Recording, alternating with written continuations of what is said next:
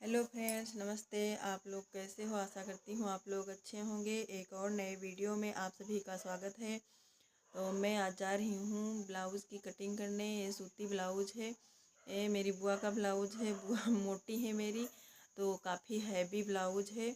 इसकी मैं जा रही हूँ कटिंग करने। मैं कभी इंची टेप का प्रयोग नहीं करती हूँ। मैं ऐसे ही ब्लाउज की माप लेती हूँ और ब्लाउज से ही ब्लाउज की कटिंग करती हूँ। तो ऐसे मैं इसको रख के इस पे चाक से निशान लगा के 3 अंगुल इधर और 3 अंगुल उधर कपड़ा छोड़ के बस इसकी मैं ऐसे ही कटिंग कर लेती हूँ। क्योंकि मैं कहीं बाहर सिलाई सीखने नहीं गई हूँ, अपने घर पे ही ऐसे पुराने कपड़ों का बनाती रहती थी। तो मेरी इंची टेप से आदत भी नहीं है बिल्कुल। तो मुझे भी बिना इंची टेप के सिलाई करते करते लगभग 10 साल हो गया है। तो मैंने अब सोचा कि क्यों ना, मैं पर डे का मेरा यही काम है, घर पर बैठकर मैं सिलाई करती ही हूँ। तो मैंने सोचा कि ये क्यों ना होम बुटीक खोल लिया जाए। तो होम बुटीक खोलने के लिए कितना खर्च आएगा, होम बुटीक कैसा होना चाहिए, सिलाई की कितनी सीखनी चाहिए, इसकी रेट कितनी होनी चाहिए, घर बैठे काम कैसे आएगा। तो जब आप शुरुआत करेंगे तो पहले आपको तो कुछ भी नहीं मिलेगा। धीरे धीरे आपकी जब पहचान बढ़ती जाएगी और इधर उधर के लोग जब देखेंगे कि आप सिलाई कर रही हैं, तो एक से दूसरा बताएगा, दूसरे से तीसरा बताएगा। तो ऐसे ही आपके पास भी सिलाई आती रहेगी, आपका भी काम चलता रहेगा। तो धीरे धीरे ही पहचान बढ़ती है। ऐसे पहले किसी की तुरंत से ही मैंने बुटीक चालू किया और मेरा काम चलने लगा। तो पहले उसमें मेहनत भी करनी पड़ती है, इंतज़ार भी करना पड़ता है, तब जाके कुछ हासिल होता है। जब मैं पहले मायके में थी तो मेरे मायके में मुझे इतनी ज़्यादा सिलाई नहीं मिलती थी। फिर यहाँ ससुराल आई तो जब थोड़ा बहुत कोई सिलाई कर लेता है तो पास पड़ोस की जो आती हैं लेडीज़, तो घर में कहने लगती हैं कि हाँ यार, उनकी बहू आ गई है, ये सिलाई कर लेती है, वो सिलाई कर लेती है, ब्लाउज बना लेती है अच्छे, सलवार अच्छे बना लेती है, सूट अच्छा सिल लेती है। तो सभी कहने लगते हैं चलो एक बार सिलवा के देखते हैं। तो ऐसे ही मेरे साथ ही भी कुछ हुआ। तो मेरे पास पहले एक दो लोगों ने सिलवाया, फिर पहचान बढ़ती गई तो मेरे पास धीरे धीरे ऐसे ही कस्टमर आते गए।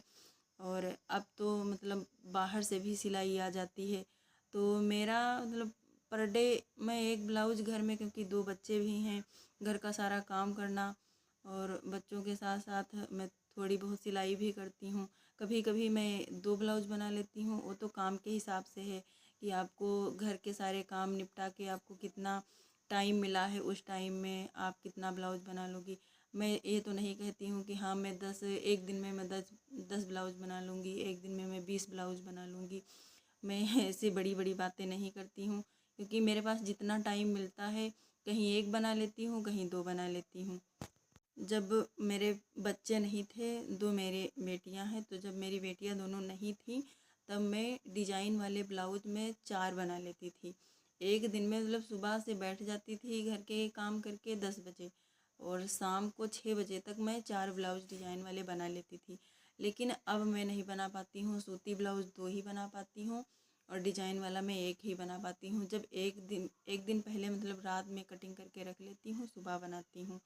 तो इतना ज़्यादा टाइम नहीं मिल पाता है बच्चों में, क्योंकि बच्चों की भी देख रेख करनी पड़ती है।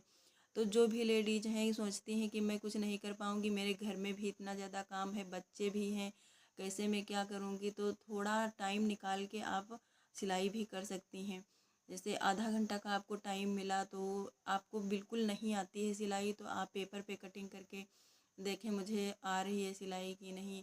पहले तो बिगड़ जाता है, कहीं आस्तीन नहीं बनती है तो कहीं आगे का बिगड़ जाता है, कहीं पीछे का। ऐसा तो होता रहता है, मेरे साथ भी। और मैंने भी अपनी बड़ी वाली जो मेरी दीदी हैं, मैंने उनके 7 ब्लाउज बनाए और सातों में कुछ ना कुछ बिगड़ ही गया।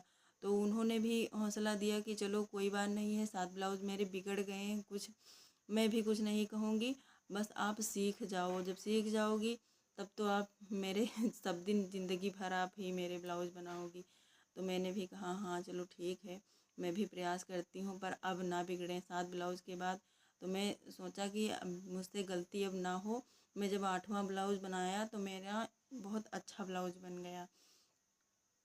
और जब मैं सीखती थी मुझसे बनता नहीं था तो मैं इतना ज़्यादा परेशान हो जाती थी, कभी तो रोने लगती थी। तो मम्मी मेरी समझाती थी कि पहले तो मेहनत करो, बनाओ, फिर देखो। ऐसा तो सबके साथ होता है, कोई भगवान के यहाँ से सीख कर नहीं आता है, सब यहीं पर सीखते हैं।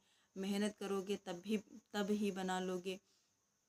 जब मम्मी मेरी बताने लगे तो मैं मम्मी से कहने लगती थी कि मुझसे ये नहीं हो पाएगा, हम नहीं बना पाएंगे ब्लाउज। मैं ये तो कभी भी सीख भी नहीं सकती हूँ, मुझसे नहीं होगा। तो मम्मी मेरी कहने लगी कि बनाओ, हम बताएंगे, आप बना लोगी।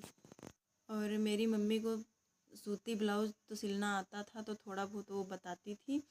तो मैं पहले सूती ब्लाउज बनाई, फिर बनने लगे तो मैंने सोचा कि क्यों ना डिजाइन का कुछ प्रयास करूं।